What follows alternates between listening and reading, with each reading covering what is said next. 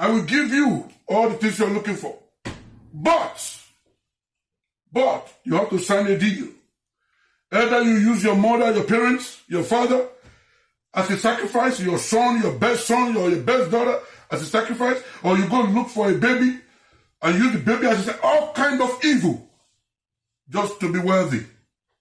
But concerning prosperity and the children of God, the first thing is that God straighten our ears to be disciplined and then help us to refrain our steps from iniquity. Praise the Lord. Praise the Lord. Because if you go to Jeremiah chapter 17 verse 10, let's go to Jeremiah 17 verse 10. Let's go to Jeremiah 17 verse 10. Says clearly here, Jeremiah 17 verse 10. I read. It says, I, the Lord, search the heart. I try the reins, even to give every man according to his ways, according to the fruit of his doings.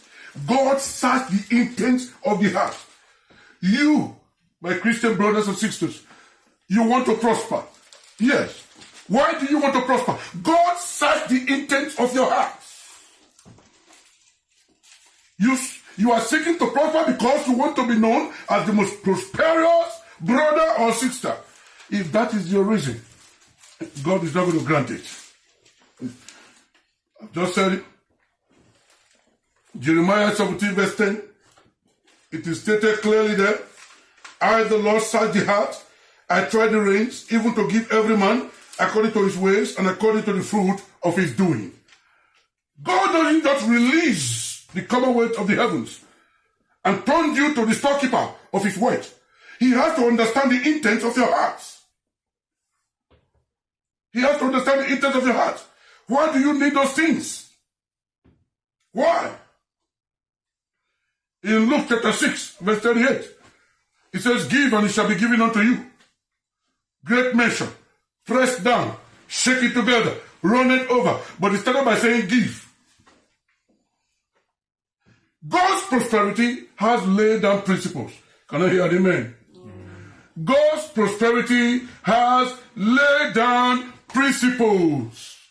You want to prosper as a Christian is different from prospering as an unbeliever. They don't even prosper anyway. They become wealthy because their mission is to acquire assets and money. That's their mission as an unbeliever. What shall it profit a man if he gain the whole world and suffer the loss of his soul? They want to acquire enough properties.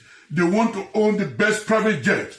They want to be seen to be named among the richest of the richest. All is about wealth, but they are not concerned about the life after. They are not concerned about the God that owns the universe. They are not concerned about the state of their soul when they die. They are not concerned about the salvation of their soul. They are not concerned about the empirical evidence of the reality of the Holy Spirit upon the face of the earth. They don't want anything to do with that. They don't even believe in it. All they are interested in, material wealth. All they want is material asset, the money, the trillions in their bank account, the billions in their bank account, so that when they drive, everybody back off. And then when they encounter anybody, say, do you know who I am? Do you know who I am? Do you know who you are talking to? Who are you? Who are you without the breath of life? May God help us in the mighty name of Jesus. May God help us in the mighty name of Jesus. If you go to Nehemiah chapter 2, Nehemiah chapter 2, let's see what it says. Nehemiah chapter 2. And then I'm going to read verses 20. Nehemiah chapter 2, they were rebuilding the wall of Jerusalem. Nehemiah chapter 2, verses 20. What does it say? You see, when they were building the wall, rebuilding the wall, the enemy came to mock them. The enemy came to mock them. So what are you doing? Oh, the Sanballat and the Horonite, the Tobiah, the Sam and the Ammonite, and the Goshen, the Arabians, heard it, and they laughed us to scorn, and despised us and said, what is this thing that you are doing? Will you rebel against the king? And in verse 20, then they answered them. These are the children of God. and said unto them, the God of heaven, he will prosper us. Not he will give us wet. The God of heaven will do what? He will prosper us. Therefore, we, his servant, will arise and build. But ye have no portion, no right, no memorial in Jerusalem. You see the two different groups? One was about doing God's work.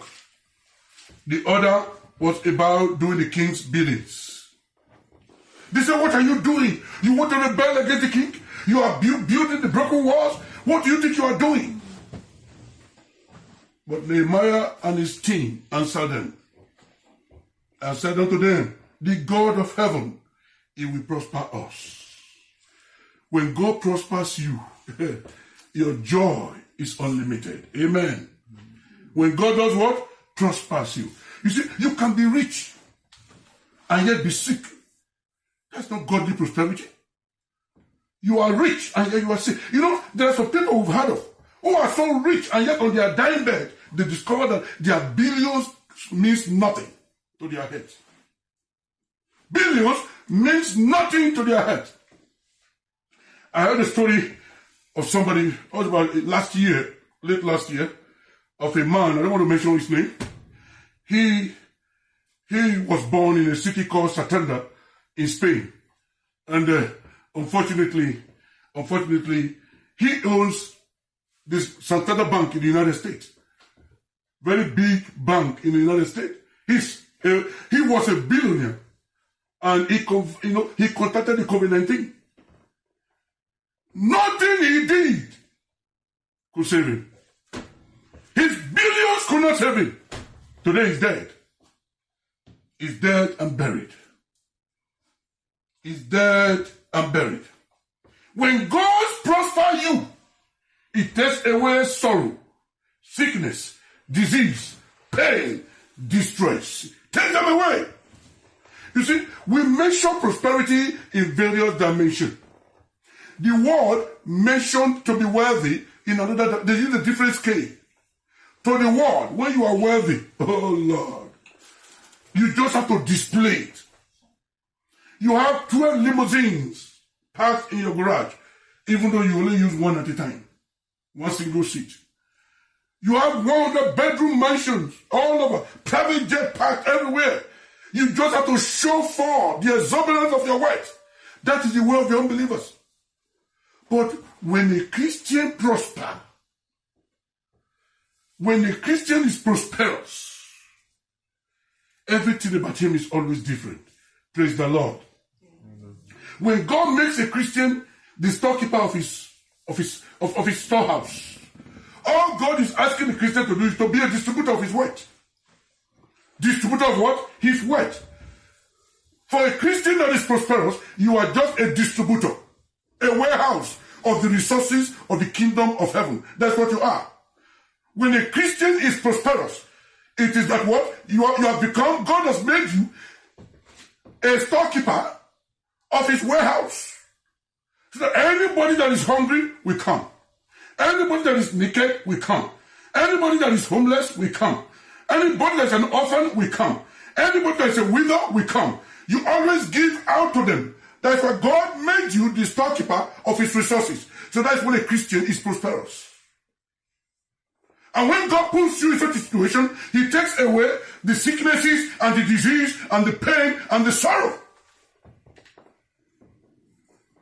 Praise the Lord. Godly prosperity. Let's look at Matthew chapter 10, verse 8. Matthew chapter 10, verse 8. Godly prosperity. Matthew chapter 10, verse 8. This was Jesus talking. If you read from verse 7, it said, and as ye go, preach, saying, the kingdom of heaven is at hand. Heal the sick, cleanse the leper, raise the dead, cast out devil. Freely you have received, freely give. For prosperity of the righteous, freely they receive, and freely they must do what? Give. When you freely receive from God, and you are freely giving out, what are you? A storekeeper. a storekeeper of the prosperity of the throne of heaven. So, when you are a Christian, you desire to prosper. You desire to be rich. Don't desire just to be wealthy. And God is not found in your dictionary. No.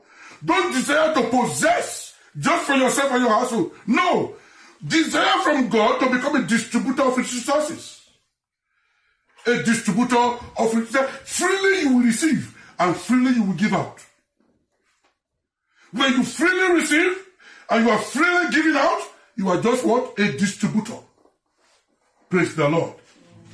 And like somebody wrote in one of my Facebook page, and I posted something along this line, and what he wrote really touched me.